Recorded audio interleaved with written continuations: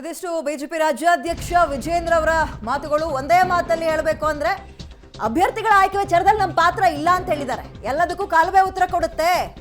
ಯಾರೋ ಇಲ್ಲ ಸಲ್ಲದ ಸುದ್ದಿನ ಅವ್ರು ಕಿವಿಗೆ ಹಬ್ಬಿಸಿದ್ದಾರೆ. ವರಿಷ್ಠರು ಎಲ್ಲ ಅಸಮಾಧಾನವನ್ನು ಬಗೆಹರಿಸ್ತಾರೆ ಅನ್ನೋ ಕಾನ್ಫಿಡೆನ್ಸ್ ಮಾತುಗಳನ್ನ ವಿಜೇಂದ್ರ ಅವರು ಮಾತನಾಡಿದ್ದಾರೆ.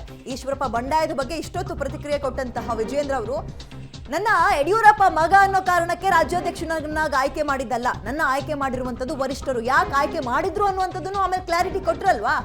ಅಭ್ಯರ್ಥಿ ಘೋಷಣೆ ಮಾಡಿರೋದು ರಾಷ್ಟ್ರೀಯ ನಾಯಕರೇ ಹೊರತು ಯಡಿಯೂರಪ್ಪ ಮತ್ತು ಅವ್ರ ಮಕ್ಕಳು ಮನೇಲಿ ಕುತ್ಕೊಂಡು ಅಭ್ಯರ್ಥಿಯನ್ನ ಆಯ್ಕೆ ಮಾಡಿರೋದಲ್ಲ. ಇದ್ರಲ್ಲಿ ನಮ್ಮ ಪಾತ್ರ ಏನೂ ಇಲ್ಲ ಅನ್ನುವಂಥದ್ದನ್ನ ಒತ್ತಿ ಒತ್ತಿ ಹೇಳೋದ್ರ ಮುಖಾಂತರ ಈಗಿರುವಂತಹ ಬಂಡಾಯ ಅಥವಾ ಅಸಮಾಧಾನ ಇವೆಲ್ಲವನ್ನ ಹೈಕಮಾಂಡ್ ಲೀಡರ್ಸ್ಗಳೇ ಸಮಾಧಾನಕ್ಕೆ ತರ್ತಾರೆ, ಒಂದು ಸಮಾಧಾನದ ಹಂತಕ್ಕೆ ತರ್ತಾರೆ ಅಂತ ವಿಶ್ವಾಸದ ಮಾತುಗಳನ್ನಾಡಿದ್ದಾರೆ.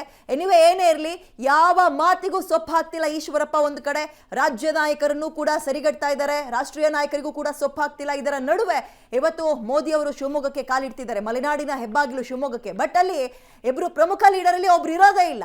ಅವ್ರು ಪಕ್ಷ ಬಿಡ್ತೀನಿ ಅಂತ ಹೇಳೋದಕ್ಕಿಂತ ಹೆಚ್ಚಾಗಿ ಪಕ್ಷೇತರವಾಗಿ ಅಭ್ಯರ್ಥಿ ಆಗ್ತೀನಿ ಅಂತ ಈಗ ಆಲ್ರೆಡಿ ಅನೌನ್ಸ್ ಮಾಡಿದ್ದಾರೆ. ಇದು ರಾಜ್ಯ ಬಿಜೆಪಿಗೆ ಒಂದು ರೀತಿ ನುಂಗಲಾರದ ತುತ್ತಾಗಿ ಪರಿಣಮಿಸ್ತಾ ಇದೆ. ಇದರ ನಡುವೆ ಇವತ್ತು ಈಶ್ವರಪ್ಪ ಅವರಿಲ್ಲದ ಕಾರ್ಯಕ್ರಮ ಅಥವಾ ಸಮ್ಮೇಳನ ಹೇಗೆ ನಡೆಯುತ್ತೆ ಅನ್ನುವಂಥದ್ದೇ ಕುತೂಹಲ.